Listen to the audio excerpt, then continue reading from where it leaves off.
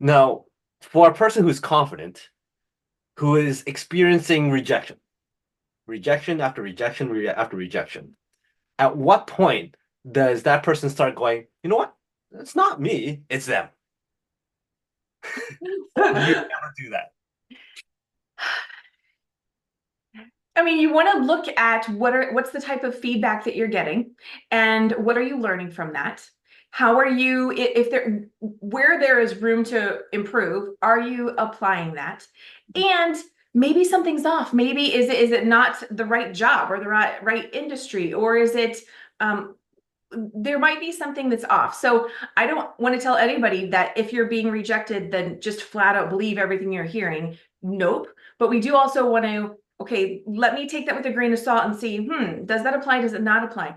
And when we can start to hear some of these, things that feel like, ooh, right? I just got jabbed by this rejection. When we can start to hear it and recognize, wait a second, okay, that actually doesn't fit with me, right? The more you own who you are, you're able to better discern that was someone and just their kind of stuff going on and they projected it onto me, or okay, they're reflecting to me that yeah, that place really is not a fit for me. Okay, thank you. Thank you for that rejection. That was a blessing in disguise, right? So comes right back to knowing who you are and getting to be able to see, what's for you, what's not for you.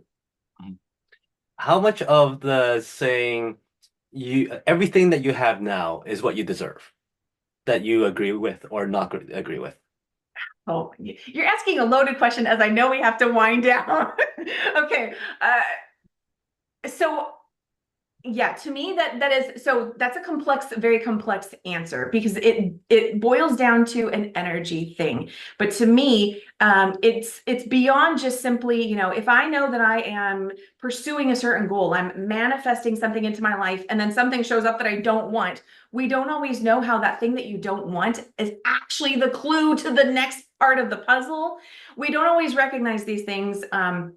And I could take, I won't do this, but just for anybody listening, I could even take it beyond into like kind of soul lessons and things like that show up that maybe are so not on our radar, but there was a massive more lesson that needed to show up in that moment through something that we didn't manifest here in the physical through our words and our thoughts, but there was something more on the horizon for us. I know that sounds like a big thing. Anyway, uh, yeah, I wish I could speak to that so much more. It's energy factors into that answer. I'll leave it there. There you go. Okay, so success is like a cavity. How is success like a cavity?